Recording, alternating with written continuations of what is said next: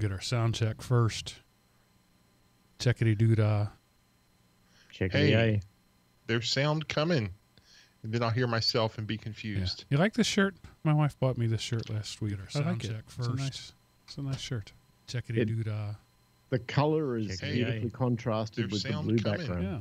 And then I'll hear myself and be confused. You like this shirt? My wife bought me this shirt last week. I like it. It's a nice shirt. Checkity-doo-dah. The color is Hey, beautifully all right, I contrasted heard everybody. with the blue Coming. background. Yeah. Yeah. So the stream is live. Long live the stream.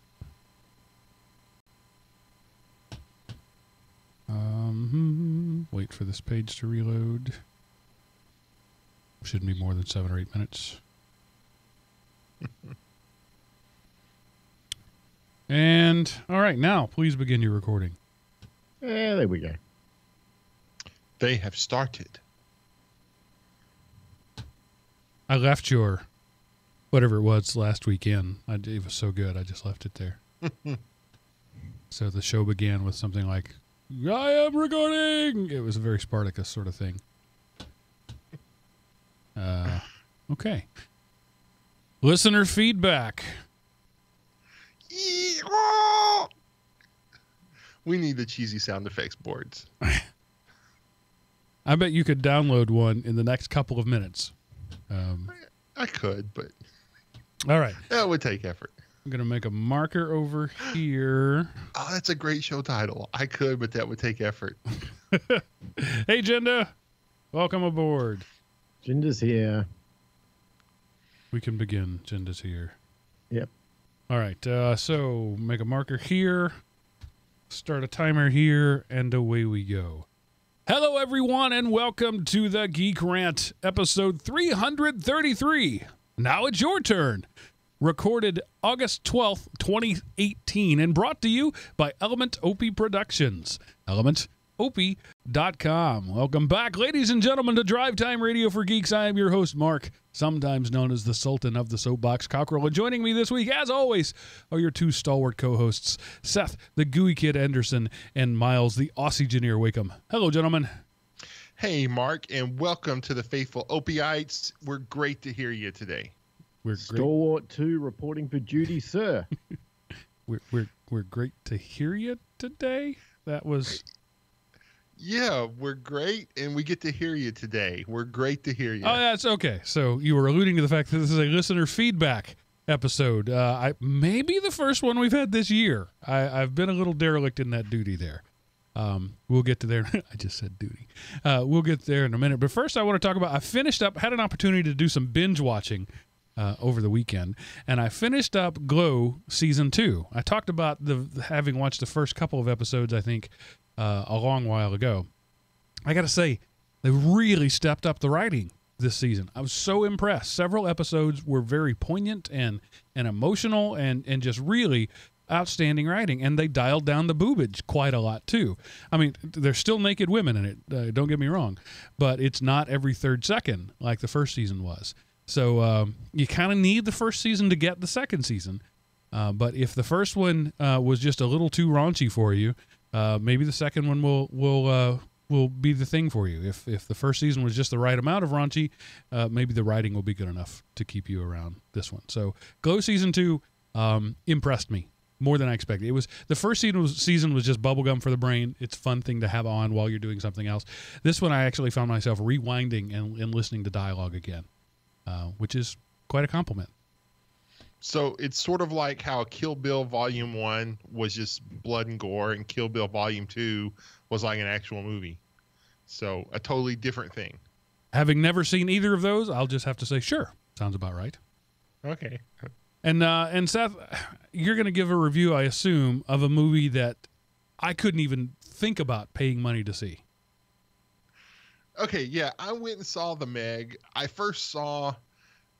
It was, I think it was an ad for a YouTube video, and it was for The Meg, Jason Statham, and some other people. You're like, oh, I know that guy.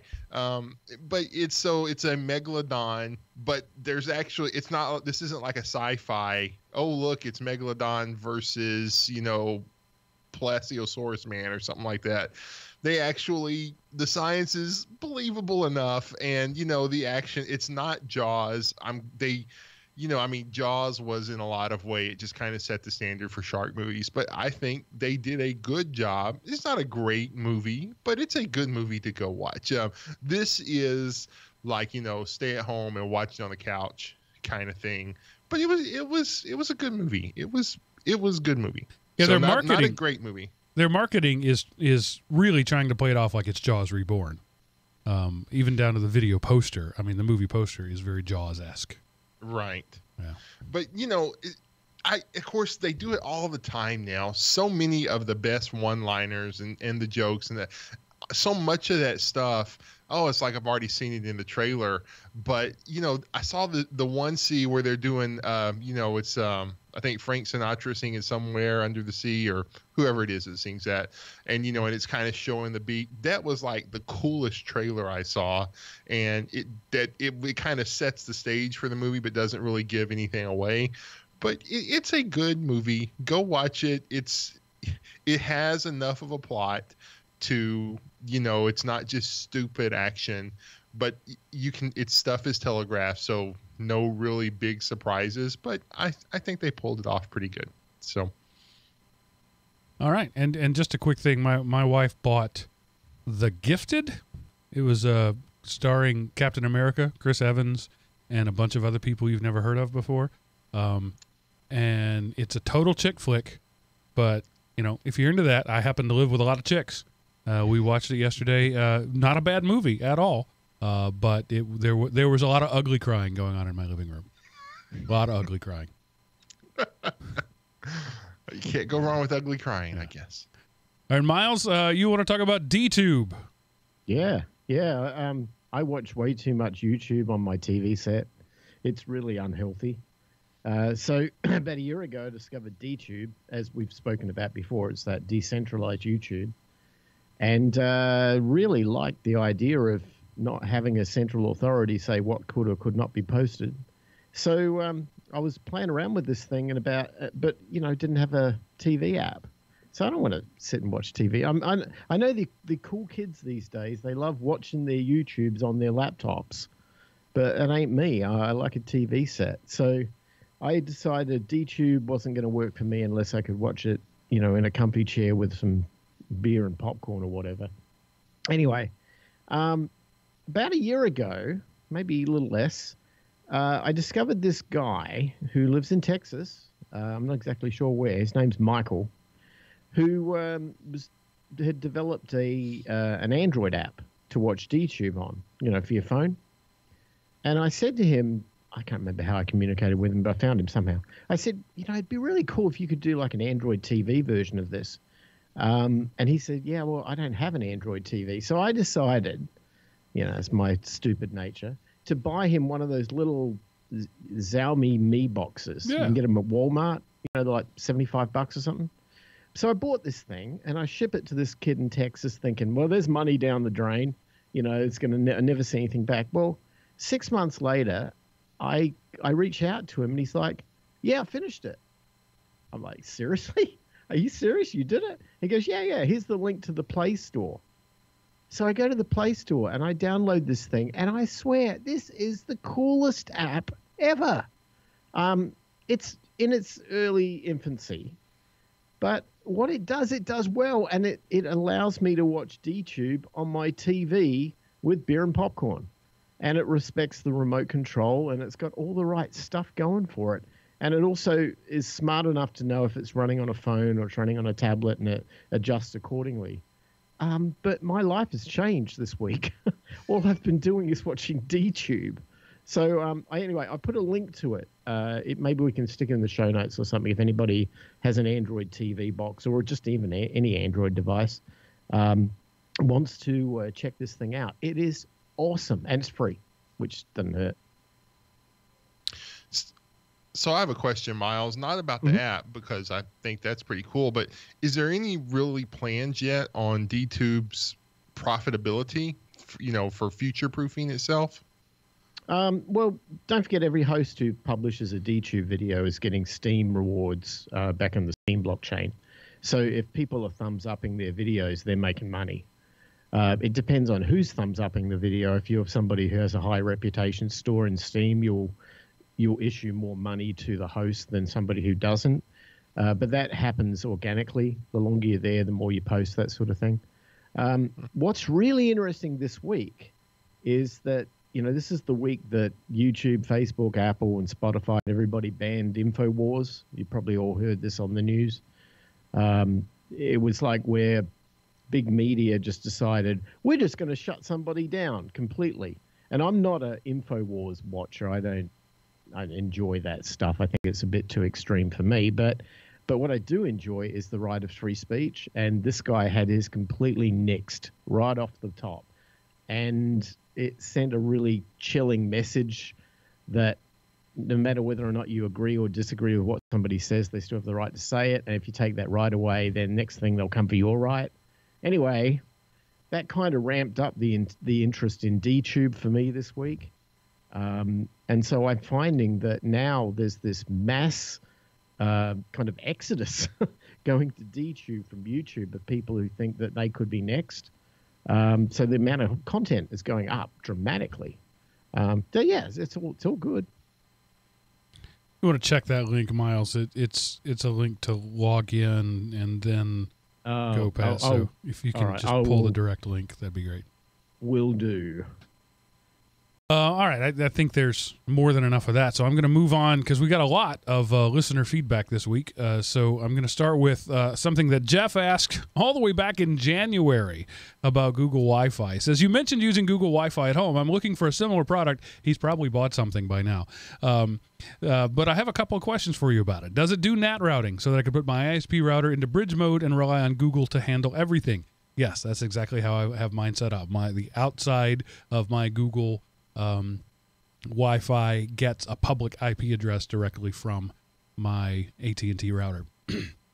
I want something with good security, trusting the Google to protect us from black hats, but also with features I've read that it has: a separate guest network, control over oversight of kids and random IoT devices, Wi-Fi access, simple dependability, cover large areas, etc.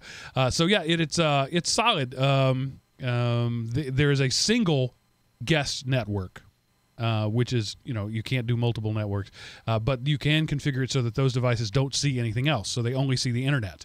And that's how I have all of my IoT devices are on the guest network so that they can see the internet, but they can't see anything else. I'm bullish on the Google Wi-Fi and recommend you check it out. Unfortunately, it's fairly expensive to check it out, but it's worth it. All right. Yeah. Any comments or questions about that? Nah, I'm not a I still just look at the Google Kool-Aid. I haven't drank it yet. Jeff just brings back memories to me about how I said, yeah, I better try that. We're going to check that out, and I still haven't. Right. All right, Anonymous, who wishes his name not to be known, writes in about data ownership. He says, hello on GeekRant 320, which is where we talked about storage and where things live. And we got a lot of stuff about GeekRant 320. He says there was a request for feedback from millennials about data ownership. I'm here to act as only a single voice. I will acknowledge that I'm in the minority about my views on technology, data, and privacy. I'm in the process of entering the cybersecurity profession. And as you read the rest of this email, that becomes obvious. Thus, I'm very aware of different implications of data storage. I've just finished moving away from Ubuntu as my main daily driver OS. This is because of the new light metadata collection that Canonical is starting to do. I'm now in the Arch world. I'd not logged into either Facebook or Twitter for about 3 years until I deleted them. And I'm looking at Google and asking if I need that. With all of that being said, I'm running a NAS that I build myself using the Open Media Vault with ZFS because the free BSD of either FreeNAS or NAS for free liked the Ryzen chip in that box.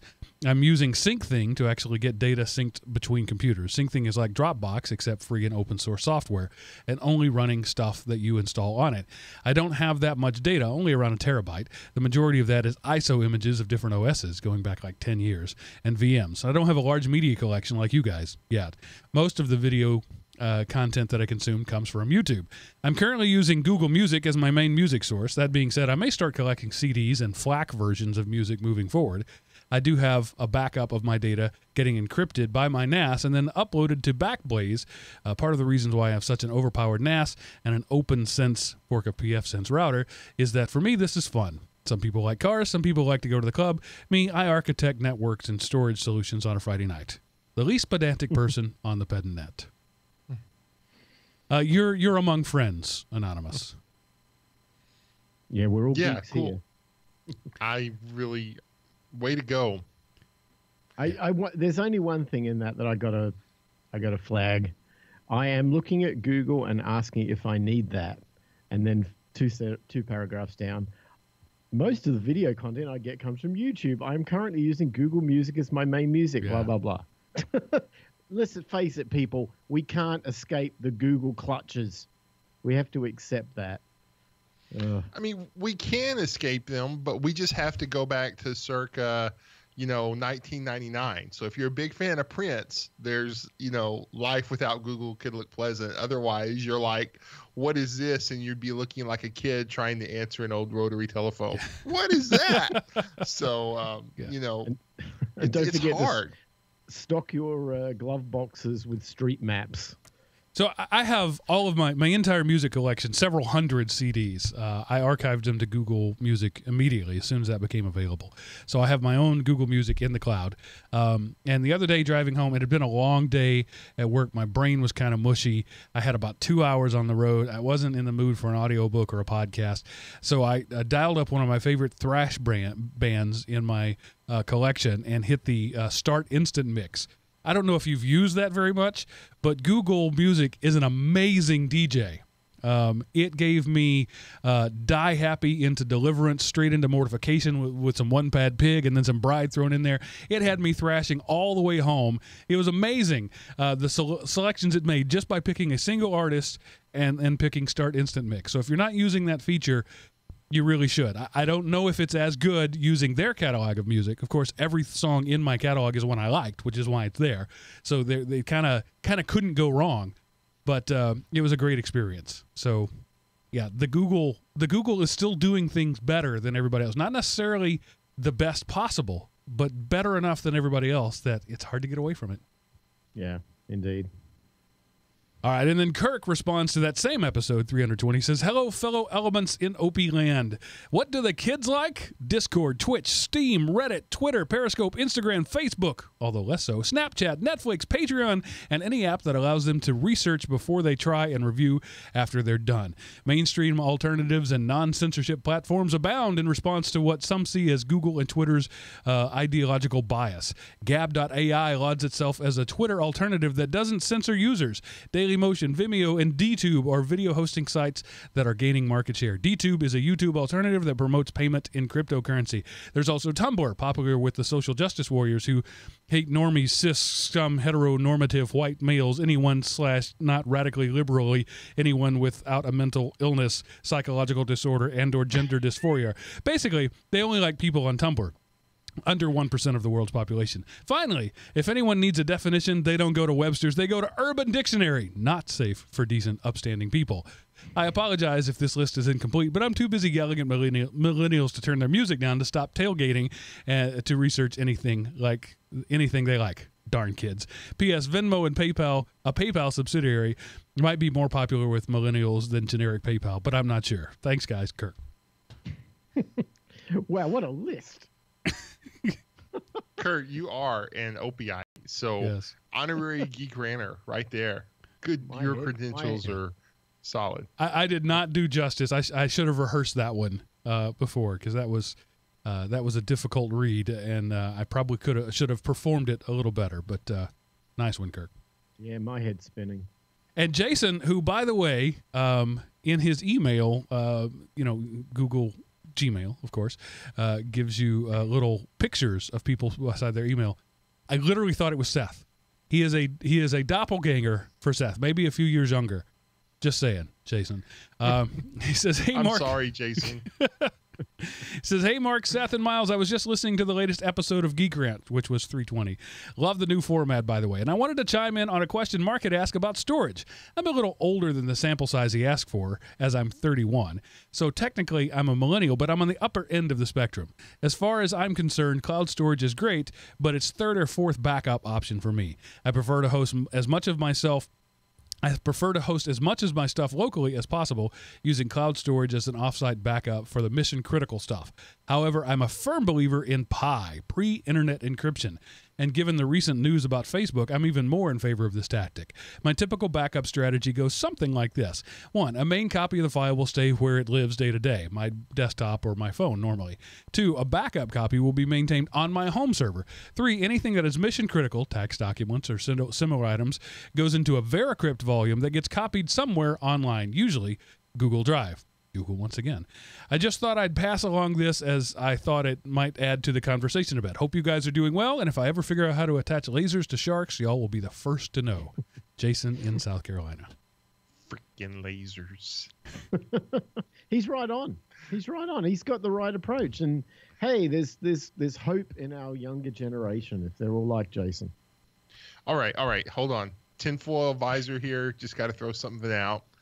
With all of the backdoor encryptions that we know the government has access to, does pre-internet encryption really matter?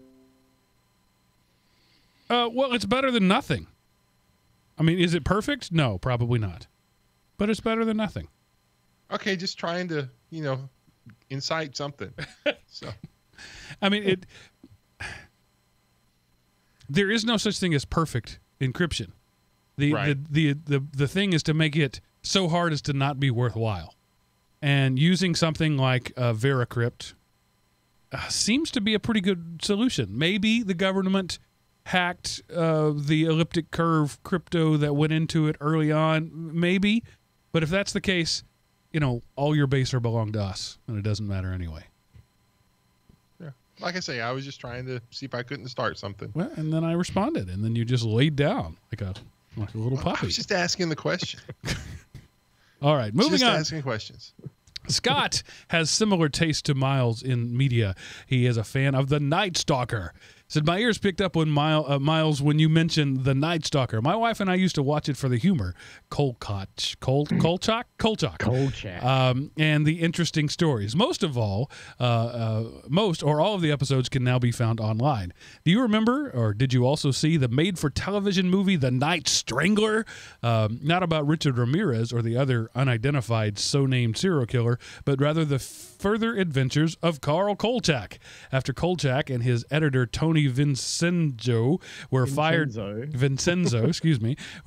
their Las Vegas newspaper, they both found their way independently to Seattle, where they once again teamed up, reporter and editor. Kolchak's pursuit of a story, murders in the Pioneer Square, led him to the underground. Literally. When I told my wife, yeah, that underground really exists, I've been there, she freaked out. What? I'm never going back to Seattle again. This really surprised me, as she was such a level-headed woman, but she used to visit an aunt in Seattle, but never after that. I knew about the underground Seattle because as a student at the University of Washington in the 60s, I applied for a summer job as a tour guide for Bill Spiegel's nascent underground Seattle tour. I didn't get the job, but I did get an interesting tour of the underground. I saw neither monsters nor winos, although given Pioneer Square in those days, there probably were a few of the latter lurking about. I was not a history fan when in school, but as an older adult, I find such things very interesting. Do you know why Seattle has that underground? Do you? Why should you even care? Russell. Scott from Emeryville, California. Even my own little town has a history. Earl Warren, as Alameda County DA, once called Emeryville the rottenest city on the Pacific coast. So. Wow, this guy is hardcore Night Stalker fan. He's right on the money. So I tell you, Scott, if you're ever in Phoenix, hit me up, dude. We'll have a beer. Because I tell you, I'm like, yeah, I know, yeah, I saw that, yeah, everything. And in fact, I lived in Seattle for a year, and I went on that underground tour once, and it's freaky, but it's almost exactly like the movie, the Night Strangler movie portrays it, and it's brilliant. But Yeah, I can't remember what the reason why. Didn't it get burnt down and they rebuilt the city on top of it or something? Or was that San Francisco? I can't remember. Well, there's an underground Atlanta that is similar to that. They were building a mall, and when they did the foundation work, they found like a whole city street that had been buried for whatever reason, complete with like carriages, I think, different, whatever the mode of transport was at the time, and buildings and the whole thing. And so they just made it an attraction of the mall, built the mall around it, and preserved this like one block of the city street called Underground Atlanta. I haven't been there. I've heard both. It's one of those things you have to do once, and it's also one of those things that isn't really a big deal, but you just have to go to say that you've been there. But I can see how that happens. A calamity happens or whatever. You just build around it, move on. Yeah, Dallas also has an underground. It's not as big as it used to be. And I knew of the Seattle Underground from Leverage. So what is Leverage? It was this great television series. I've talked about it a lot on the show. This insurance guy hires a thief and crook and all this stuff to basically be Robin Hood and protect the good guys by playing like they're bad guys. Phenomenal character-driven show. Great. One of my all-time favorite television series ever. Leverage. All right. I've known you 25 years, Seth. I don't think I've ever heard you mention that. I've talked about it many times on this show. Okay. Maybe I just blocked it out every time. Yeah. Usually when Seth is talking, I'm doing something else. This is true. I'm producing the show. All right. Moving on. If I'm getting his pronunciation guide right, Teeny, in South Africa, says it's illegal to network lock cell phones. The local networks try to entice you to stay on their network by making it mandatory that you purchase a SIM for their network when you buy a device. Then that SIM gets a free data bundles or airtime. It's very common for people here to have 2 or more cell phones and cell phone numbers. Dual SIM phones are a hot commodity as well. And Huawei is very popular here as well. From what I read, they're having a difficult time in the U.S. Keep up the good work. I'm not sure what episode he's referring to, but we have lots of cell phone discussions. So in South Africa, you can't lock a phone to a network. In the U.S., it's standard practice. In Mexico City, it's exactly the same as South Africa, because when I happened to be there about a month or so ago, my phone died. I had to go and buy a phone, which trying to do that in broken Spanish was amazing. But I ended up getting I think it was a LZ, what's that other one? I don't know, it's another Chinese, LZE, Chinese manufactured phone. Nothing comes pre-locked to a carrier. You buy a SIM, you get a data block, you put it in, everything's unlocked, you pay cash for everything, out the door you go, you're on the phone. It's real simple.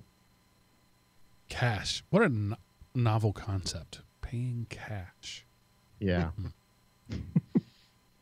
All right, moving Dave Ramsey on. would be proud. I'm going to assume that it's Michel, and I believe he's from Italy based on the email address. And he says that Miles is pretty radical. Apparently, we had a discussion about worker unions. He didn't reference the episode. It says, worker union discussion. Are you sure Miles is a Democrat? I'm actually quite sure he's not. Compared to him, you two seem like Khmer Rouge fighters. Maybe I should learn a bit more about U.S. Democratic and Republican parties. In Europe, it's something different. Except for the religion stuff, I'm closer to your opinion, and I'm a left-wing activist. I don't know if that's a compliment. Great job, fellows. So maybe their left wing is our right wing. Who knows? Michelle Comrade, I'm not a Democrat. I'm sorry. No, I don't know what you call me. I prefer not to be placed in a box, but the closest box would probably be an anarcho-capitalist. That's probably me, but definitely not a Democrat. So we have lots of political discussions here, and we make a lot of assumptions when we do that. So let me just give you a very basic primer on American politics. We refer to the right and the left because in our House of your version of our version of House of Commons in Congress, they literally sit on the right side of the podium or the left side of the podium. And the Republicans tend to be the more conservative party, the more the party of big business, the party of profiteering, the party of pull yourself up by your bootstraps. And the Democrat Party, the left, tends to be more the using government to redistribute wealth, ushering in a utopian society. Government is the best place to keep your money party. Those are exaggeration and simplifications on both sides. But that's basically the two primary parties in our country, both of which are people entirely with utter jerkwads. They're horrible examples of humanity, and they should all be tossed out. But I'm convinced that there's something about the process that takes normal, regular, upstanding people and turns them in to jackwagons, because good people will go to Congress and turn into bad people within a term. It's just a given. You have to have those active discussions. I was watching a really interesting lecture today by Professor Jordan Peterson. I don't know if you know the guy from Canada. He made a very interesting point from a psychological perspective. He said that if you only hang with your own tribe, your own people, and everyone agrees with the same premise, and there's no discussions that are ever on conflict or they're ever at opposite ends, if society was like that, the human species would die, because we're pre-programmed to adapt to ongoing challenges and not to have everybody be copacetic and everything's always cool. And, which is why you have to have opposite and alternative opinions, because if you don't do that, you cannot progress as a species. And I kind of get that. And I'm thinking maybe that's the reason why polarization in government is happening. It could just be we're pre-wired for that. I don't know. Yeah, tribalism. Yeah. And I realized I used an American idiom there, pull yourself up by your own bootstraps. That comes from the horseback days, when if you fell off your horse but your foot was stuck in the stirrup, you would literally reach up and grab the loops on your the bootstraps, and pull yourself up onto your horse by your bootstraps. As you can imagine, that's a difficult thing to do.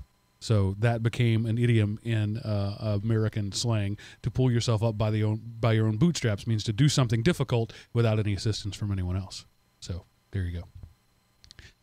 Moving on, John Mark likes KeyPass. He says, I chose KeyPass for my password manager. It has no monthly cost. It's open source. I had to download the program from one place for my Windows computer, KeyPass. I had to download the program from another place for my Linux computer, KeyPass 2. I had to download the program from another place for my Android smartphone, KeyPass Droid. I'm using Dropbox to sync the database files.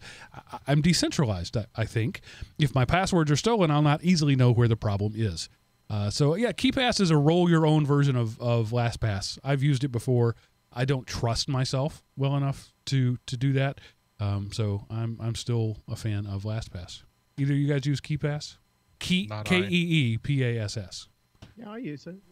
You can run it with an Uber key too, which is kind of nice. I have one of those. A friend of mine sent it to me, and I've never really used it. I set it up and then found I didn't really like it. Just don't leave your keys lying around where you forget it, and because it always ends up on your key ring. Well, yeah, that's what it was. I had it was second factor authentication on my phone, and like, so if I'm downstairs in the living room and I need to log into my phone, I have to go upstairs to get my keys. That's why I don't use it. All right. So this discussion could go longer than the 9 minutes we have left in this section. Just expect this show is going to go a little long. He says, Kevin asked us to weigh in again on net neutrality. He says, Mark, please, if you could remind me of the podcast number where you analyze net neutrality, etc. That was episode 295. The title was Bad Name, Important Concept. Better yet, please take some time to discuss the current return by the FCC to a, quote, light touch approach to internet providers. Your view has been the clearest and most cogent I've heard to date, and I still don't think I understand it clearly enough. For example, I just listened to an interview with FCC Chairman Pai on APM's Marketplace, where the chairman spoke clearly and argued, at least in language, that all evidence and data supported the change being made, and directed everyone to read the myth versus fact statement on their web as support for his opinion. The document reads almost completely like political talking points. There's no reference to studies or data or reports. I have a sense that FCC and major service providers have invited the consumers to a stadium to watch the game they're playing. Of course, that means that we, the consumers, must pay for the show and live with the outcome without any influence or say in the rules or play, even though we're paying for both sides for the privilege to watch. Thanks so much, and please keep the shows coming. Kevin from Annapolis, Maryland, a Patreon supporter. So, Kevin, because you're a Patreon supporter, you get special privileges.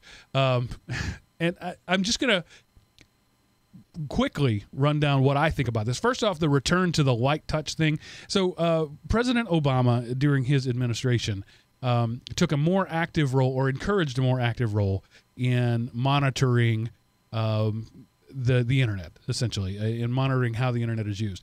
The trouble with that is the FCC, the Federal Communications Commission, doesn't really have any say over the internet, because the internet itself is hardware. So the FTC, the Federal Trade Commission, tried to do something, and Congress said, well, that does, or it was actually the Supreme Court said that doesn't really work. Maybe the FCC could do it because it is about communications. But really, this all comes down to business, which is neither the purview of the FCC or the FTC. So basically, the idea is a neutral network means it's just just that. It is a network that anybody can use. It treats everybody the same. It's an egalitarian system where the pipeline, the fiber optic line between my house and, say, the AT&T data center, and then from the AT&T data center to Netflix, is there, and anybody can use it equally. That's net neutrality. And I think that's a good thing. And I'm not one to propose legislation. And in fact, I almost never am in favor of government regulation. But this is one case where I think regulation could be used effectively. So I was actually in favor of the Obama administration's plan to regulate the internet. They didn't actually do anything. They just said they were going to do something. And then when, administration changed, now President Trump is in office, he said, no, we're going to go back to the way we were.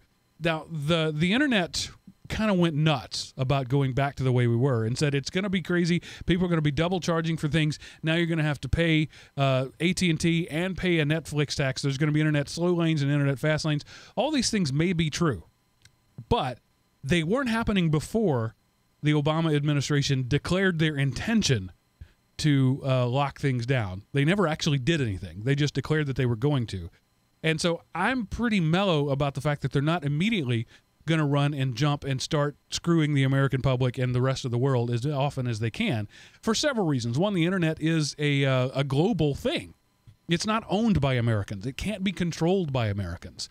And so if Americans try to legislate a global property, it's doomed to failure, and it's going to be completely ineffective no matter what they try to do. You just route around it. It's not a big deal. You just send your packets to Guatemala instead. Problem solved.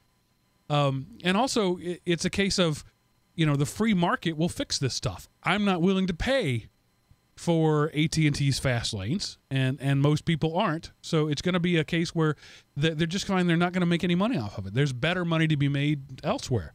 So I'm not worried about the fact that we're going back to a policy that didn't cause any harm in the first place. I mean, the internet has grown to what it is under this light touch thing, which says basically the government's going to stay out and let business do what business does.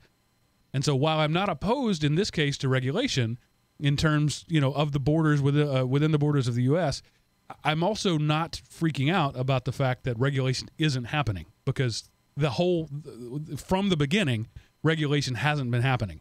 So we just went back to the way things were. And frankly, the way things were was working pretty well. So that's my, 2-minute recap of the whole net neutrality debate. You guys want to weigh in on that? The one thing I will point out was your brief oversimplification of you would not pay for it, but you would, because Netflix would be forced to pay for it. Otherwise, people would quit using them because Comcast would charge them and give their stuff free. So you would end up paying a higher price to Netflix, or Comcast would run Netflix out of business, then start charging out the bleep for their stuff after they eliminated their competition, in which case you would be paying for it. So you might not be willing to pay for it directly, but there will be indirect costs that arise. At least that would be the basis of one of the arguments. Yeah. So let me rebut that. That is what you're saying. That is possible if the government doesn't step in. I absolutely agree with that assessment. That is possible if the government doesn't step in. However, the government isn't stepping in, hasn't stepped in, and that isn't the case. So I think that there are much greater factors at play here than government regulation or non-regulation. Well, that is true, but we're going to get into this whenever we get down to the my week in history. But the thing is, the regulation in the fast lane and slow lane and stuff, one, the networks weren't mature enough to handle it, and nobody had really suggested it before they said they were going to kind of control. And now that that idea is implanted in the consciousness of CEOs and upper level executives, hey, we can do this to increase our cash flow. So, okay, just food for thought. I don't buy that. Tinfoil. But fair enough. Miles, what are your thoughts? Well, I remember before the internet, when you used to have, plain old telephone lines, and you dialed up BBSs like Prodigy or CompuServe or whatever, you paid, right? You paid for everything you got. You paid for the phone, you paid for the modem, you paid for the online service, you paid. And it wasn't great, but you know what? It worked. And we used it. It was all right. You got AOL, you paid them. It was just a different person you paid.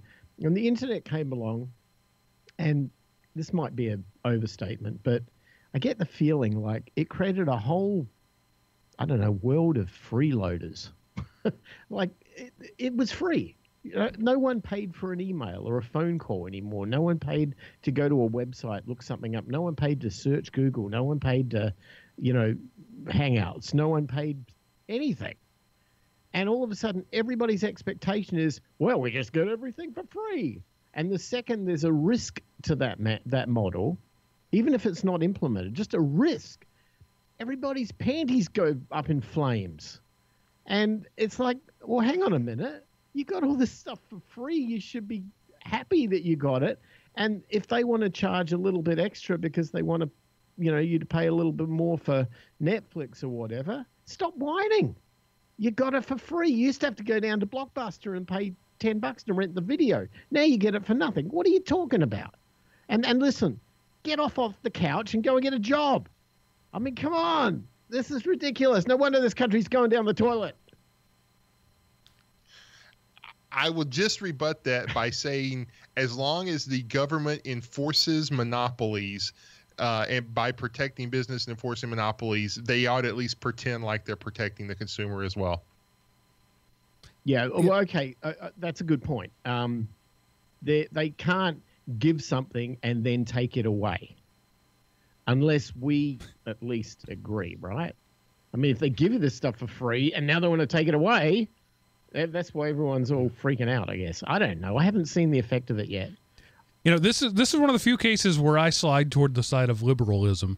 I would support legislation declaring broadband internet access as a basic right of an American citizen. Our society has reached that point where it's increasingly difficult. It's not impossible yet, but it's increasingly difficult to do the basic things in life without an always-on data connection. And I can predict in the next 20 years, it will be functionally impossible to do that. So I would be okay with that. And as much as I am opposed to big government, I think it would be okay to have a government-sponsored system of broadband access. I'm old enough to remember something called a TIF fund, Telecommunications Infrastructure Fund. Look on your phone bill, Americans. It's there. You're paying some percentage of your money a month for the TIF. And the idea of that was we tax the users of the telephone system, and we use that money to expand the telephone system. So for places like where Seth lives, Seth would not have telephone service, let alone internet service, where he lives, were it not for the Telecommunications Infrastructure Fund. TIF funds were used to incentivize companies to run poles and lines out to his house because there was no benefit to them to serve one or two customers. Well, that's pretty much gone away now, but that bill hasn't gone away. That's still being used, and it's been used in education. When I was in that other world 7 years ago now, we used that telecommunications rider to pay for network wiring and hubs and switches and stuff. There's at the time it was about $2.6 billion a year that was available from that TIF money. I would be okay with using that money, it's already there anyway, to guarantee every American as a right of citizenship access to broadband. And that's a pretty liberal statement coming from me. which is why I think the things are going to move in that direction. We're getting to the point where, for example, to do your taxes, right now you can do it all online. Soon it'll be you have to do it online. And once government services, government requirements become online, you have to give people access to the internet. Oh, that's true. Yeah, I'm trying to formulate a response there. You're absolutely right. In the 21st century, we've created a society that cannot exist without the internet. And I've found that in traveling around the world, that when you go to places that have limited internet access, you go to limited societies. I mean, they don't have, you go to, I don't know, get an airline ticket or something at the airport and you're waiting an hour. If you lose your bag, God forbid, it's going to take them a week to find it. We can't, it's not a 21st century existence. And the internet has definitely created the haves and the have-nots of productivity. You were saying before about what the old versus the new is.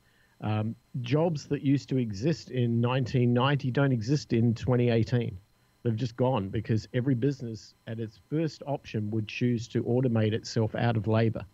If it could, it would put a bot in there to replace a human being, a machine, a robot to create a steel worker. I mean, whatever they can do, they will do that. That is the world we live in. And if you don't have internet, you can't participate in that world. And at some point, that becomes a human right. What they're not doing, though, is by saying, look, we'll keep the highway open so everyone can get on there, and we're not going to worry about what you drive down that highway, whether it's a semi-trailer or a moped, it doesn't matter. The problem then is what exists on that highway starts becoming utilities like Google, like Facebook, like, Spotify or whatever. You can't exist without those utilities. And if those utilities are the Borg, not the highway they sit on, but the utility itself, then that's probably a different issue. I'm thinking that the debate should not be so much about the net neutrality issue on the highway, although I tend to agree with you, Mark. I think that having it free and open makes the most sense because we're at that point with society anyway. I'm more concerned about what happens if the Googles become the not so don't be evil corporation anymore, right? Because they are the public utility. They are the power company of the internet now. And if we can't utilize their services unconstrained, that's a real concern.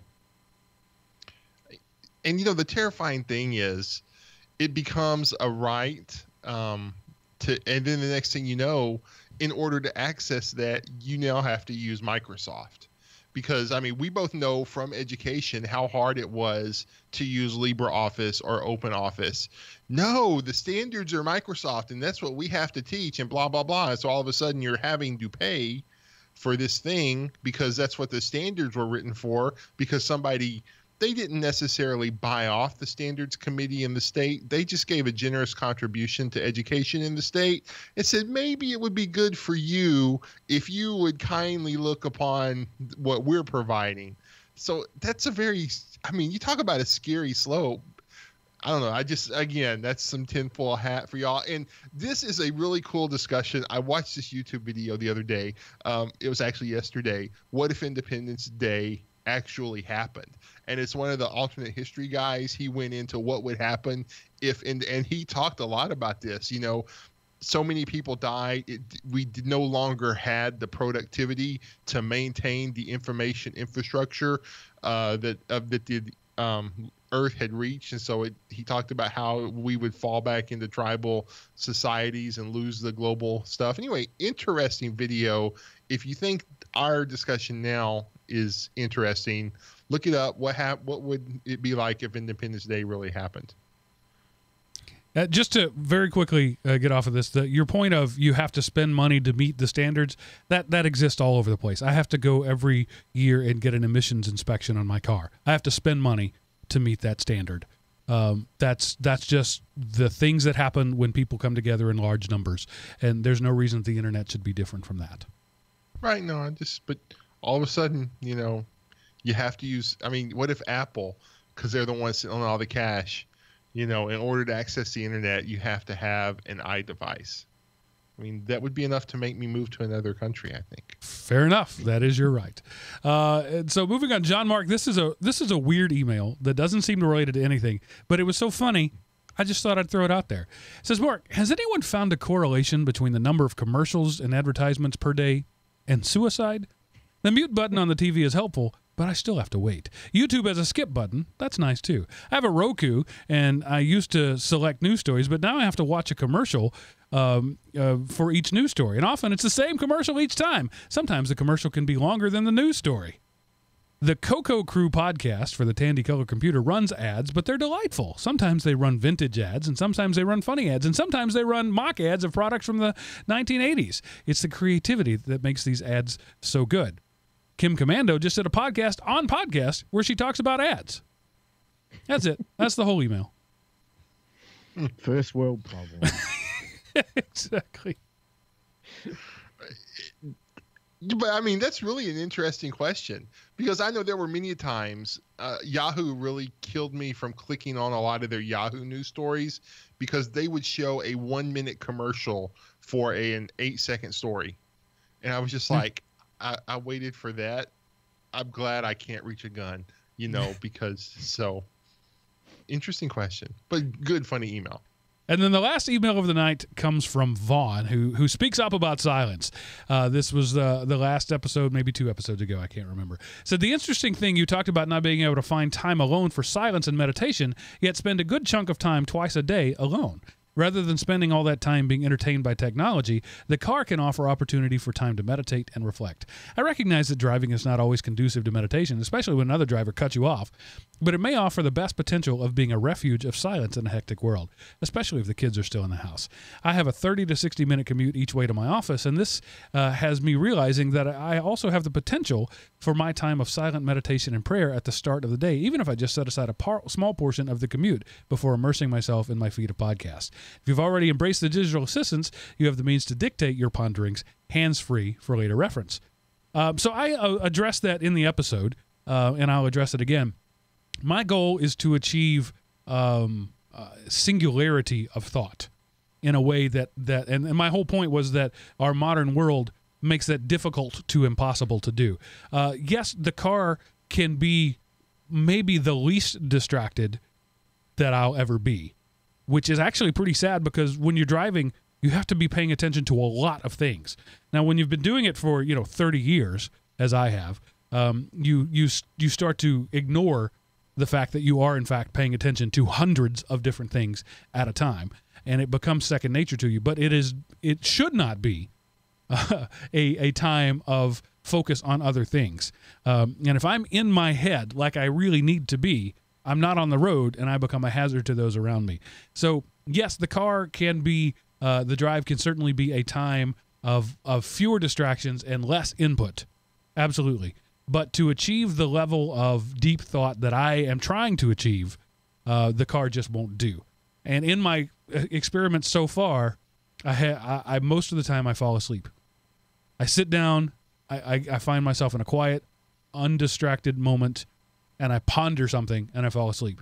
What that says to me is that my body and my brain are so exhausted, I am not capable of thinking anymore.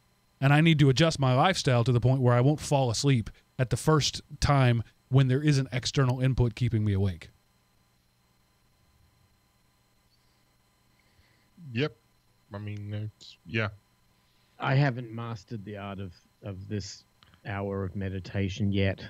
I think it's a noble, challenge, and I'd love to do it, but I couldn't see a car doing it for me. I think the distractions from just road, I mean, I want to be alert to what's going on around about me on the road. So I don't think I could really split my head into deep thought about some, esoterical topic and, oh my God, there's a guy on the wrong side of the road coming at me. Right. I think I'd have to focus solely on the car.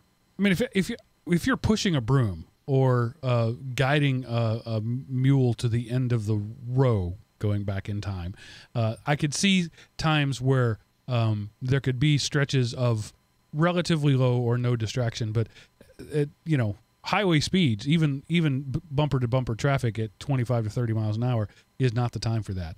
But this has been an interesting experience for me, because I've realized that I have created my own world that my whole life has been orchestrated in such a way that I do not have the opportunity to think deeply. I think for my job, I'm solving problems. I'm coming up with novel solutions. That's what I do, but it's in small chunks. I noticed earlier this week, it took me 4 hours to write an email. Not that the email was that long, but I would write a sentence and get called away to do something else. And I would come back and write a word and get called away to come back and I'd reread what I'd written and prepare to write and I'd get called away to something else. That's the life I've created for myself. It's no different when I get home. You know, between my 3 children and my wife, somebody needs a piece of me all the time. I like to refer those as chocolate cake days. Everybody wants a piece of me. And that's the life I've built for myself. And it's going to take time and intention to change that. And I'm still trying to figure out how to do it. But when I finally do find a moment on a Saturday where everybody has something else to do and I can be alone, I sit down in my comfy thinking chair and I'm asleep because my body and my brain are so exhausted from running, full tilt all the time. I just can't do that anymore. So I'm trying to make changes in my life, small changes, so that maybe it's going to take years to get there. But maybe in 2 or 3 years, I will have reorchestrated my life in such a way that I can actually be a thinker of the type that that I want to be. C.S. Lewis, Immanuel Kant, the great titans. Not that I'll ever be as smart as they are, but I'll at least have the opportunity to be. Right now, I don't know what I can be because there's always somebody nibbling at some part of my psyche. Yeah, I think we lose a lot because so much of, we're busy and we're productive, but our bodies aren't getting, I drive 65 miles to work. I sit in front of a desk for 8 hours and then I drive 65 miles back home. That's not walking, I'm not, planting or plowing or doing something with my hands. Okay, I'm tapping on a computer, but man, there's no time. And so my body really isn't ready to support my mind.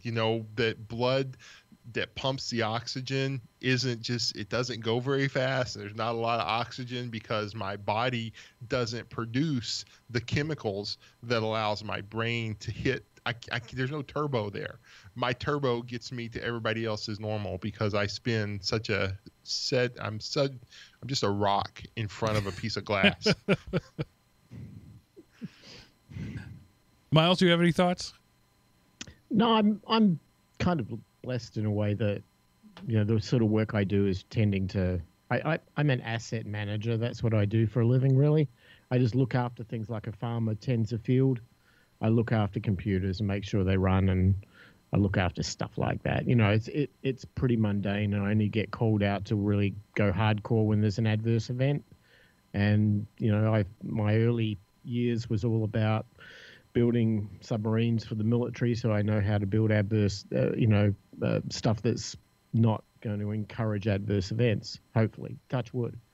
Of course, it always happens when you least expect it, but I do find I do have time between routine maintenance on things and responding to some sort of freaking problem to actually sit and think. And even with the time, I have a hard time dealing with it because I'm always on call. I'm like a doctor always on call, but not actually doing anything. You'd think someone like me would be able to find it, but no, it's not easy. It is something to do with our culture. It's something to do with the world around us. And it's probably I guess it's kind of like most people sell their hours for their wage. They spend 40 or 50 hours a week and they get a certain paycheck for that. And so there's an hourly dollar amount for earnings. I'm not like that, but at the same time, I respect anybody who's out there trying to do what they have to do. But I think because the majority of people are selling their time for money, we've created a culture that supports the majority, and that is there's expectations of paying your rent, paying your mortgage, paying insurance, buying, car loans, student loans, all those things that are just part and parcel of 21st century life, and they create a treadmill effect. And people are on it, they can't get off it, they can't think anymore, and that's sad. And we need to change that. I don't know how we do it as a society, but we have to try. Miles just likes to drop these little things. Over the course of his time on this podcast, we've learned that he's a a studio musician who knows rock stars. He's a real estate tycoon worth in excess of $1 million. He's a programmer who works with famous people, and now he's a sub designer. He just drops these little things. That was when I was like in my 20s. That was kind of my first job, was working for. Yeah, it's yeah. Like that makes it any less impressive. Well, yeah, it was. I was only 20 when I was designing software for nuclear submarines. Yeah, that's not less impressive, Miles. It's not as glamorous as it sounds, dude. It's not. If you've ever worked as a defense contractor, you know how unglamorous that life is. I have a friend who does that for, I don't know how much I can say because, government work, but basically engineers come to him and say, here's the dashboard we've designed. Here's the instrumentation we need. Figure out how to put that in there. And, he's a defense contractor, and that's what he does. He's like, I've got 32 square inches and 74 square inches of switches. All right, here we go. Right on. Yep. All right. That we're a little long. We're going to be probably 10 to 15 minutes long on this, but who cares? It's my show. We can do whatever we want. It's not like there's a radio show that's not going to get heard because of this. So, Seth, what happened this week in history? All right, Mark. Well, the epic foreshadowing I leveled earlier is going to pay off now. So on August the 15th, 1994, a programmer suggested bundling Internet Explorer in Windows 95. So Microsoft decided to work to incorporate an internet browser into its upcoming Windows 95 operating system in an effort to catch up to the internet bandwagon it had missed. On August 15th, Windows 95 programmer Benjamin Silvka, again, I'm an East Texan, forgive me, sent an email to his coworkers suggesting a World Wide Web browser has a feature for Windows 95. Microsoft has since faced legal challenges for the way it bundled its result of the project, Internet Explorer, with Windows software. And Mark, that happened this week in history. And now, back to you.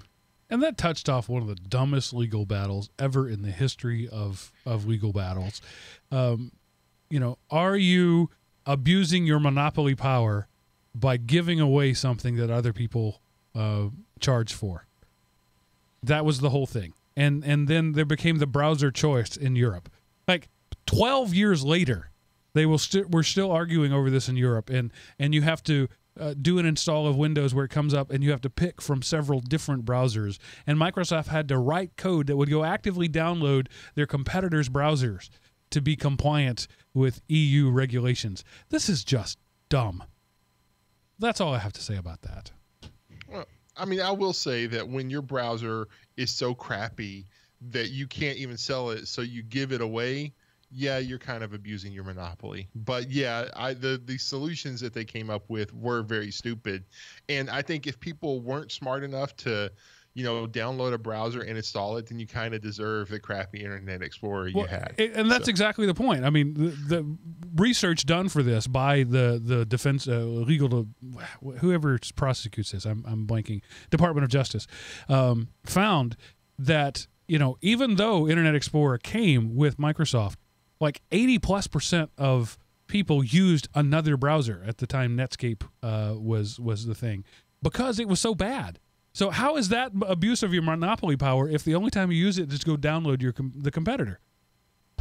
Anyway, I just think things like these are dumb. And now, we have Microsoft Edge, and the only people who use Edge and IE are IT people because you can lock it down, and people who haven't downloaded another browser yet. Those are the only two classes of people that use Microsoft browsers. Edge is the greatest browser in the history of the world to download another browser with. Exactly. Got to give it to Microsoft.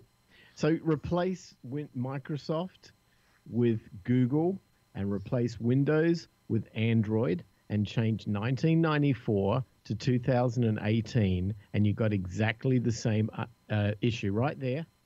Google forces you to use Chrome on an Android device. They have a greater footprint of deployed devices than Windows has now. Why aren't they getting the DOJ on their case? Because the DOJ realizes they were idiots, and they're not going to go down that road again. Because they're part of the CIA, deep state. That's why. And, nobody's talking about Apple and Safari on their lockdown devices. So. Yeah. Yeah, where you actually have to go outside the App Store to even get something else. or at least you did early on. I don't know if that's still the case. I'm not an Apple I guy. think you can get Opera and maybe Chrome, but I think it still uses the underlying Safari. You just basically download the skin. I don't know. So anyway, people are stupid, as evidenced by this. This was a bad idea. Flash. Yeah, people are stupid. I'm sorry. And like I had this discussion with somebody just this week at work. So Windows 98, the follow-up to that, incorporated the web in everything. Your background image could be a web page. Your icons could be web pages. Everything was incorporated in the web. And it was like, this is ridiculous. We're still on 24 or 28.8 baud modems at this point. Nobody has an always on connection. Nobody's pulling that kind of data. Who would ever want to do this? Fast forward to 2018, where we've got live tiles on every install of Windows that are web pages. I mean, they never gave up this idea. They were just 20 years ahead of their time. Now it's common. I mean, on my phone background is updated automatically by content from the web. Microsoft was just way ahead of the curve on this one, and people thought they were morons when really they were just geniuses too soon. Yep. Maybe that's what all morons are. They're geniuses too soon. Just because I see different doesn't mean what I see is wrong. You just can't see like me. And now, Seth, what do you have to lower my productivity, thus making you seem like a better hiring option? All right, well, this one has a chance. So this could be a boost. If you go to learnyourlanguage.com and click play, you will hear a language, and you can guess which one it is. You have 3 tries to see how many you can get right. Okay. I'm not going to do it because then I'm going to make noise for the podcast. Right. All right. That's interesting. I will check it out later. Yeah, I mean, I saw it, I tried it, and I got 10 points the first time, so yay. But, yeah, so if everything sounds like Greek to you, keep clicking, you'll probably get it right once eventually. So. All right, and this is the part of the show where I tell you how you can feedback to us, how you can be featured on our next listener feedback show in 18 to 27 months. You can call. You can call 559-IAM-OP and leave a voicemail on our Google Voice box, or you can send an email to geekRant@elementop.com, or you can go to the elementop.com elementop.com website and click the contact us button at the top of the page. See, I'm all discombobulated because I did them in reverse order, and now I just can't even do it. And you can answer the world's hardest CAPTCHA. Fill out the form there that sends an email into my in-basket, and you will get priority view. I will read your emails before I read emails from my wife about the leaky pipes. So you can do that. All these are ways that you can be right here alongside us with Michelle and and Vaughn and John Mark and Scrolling Quickly and Teeny and Scott and Jeff and Jason and Kirk. All of these people, and Anonymous. Let's not leave out Anonymous. And so you can do that, and I would appreciate it. We like hearing from you. Also, if you have show topics that you'd like us to discuss, please let us know. If you have show topics that you'd like us to never discuss again, that's okay, too. You can let us know about that. And always, we appreciate your support, both verbally and monetarily. I'm not gonna beg for money this show. I'll do that next show.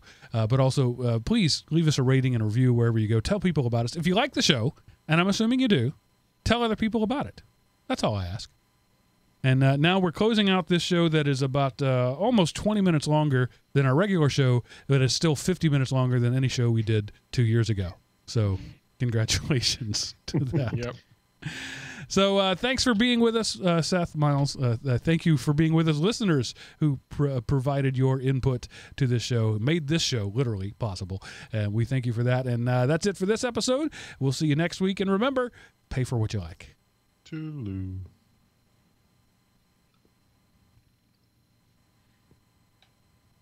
Got it. All right, that was fun. Yeah, that was good. I am schwitzing in here. It is now 84 degrees in my studio. That's hot for anybody, but when you're a fat man. What I do in the office here is I have a fan clipped underneath my desk. Helps a lot. That's what I have to block cut out every week. There's always a low hum that I have to cut out of your file. Now I know what it is. I have to have it. Yeah, I don't. Sorry. It's fine. It's no big deal. I left my ceiling fan going. I don't usually do that, but for the same reason, it's just too much. All right. All right, YouTube people. I'm saying goodbye to you, Jinda. Thanks for hanging out in the chat room. It was great to have you, and we'll see you later.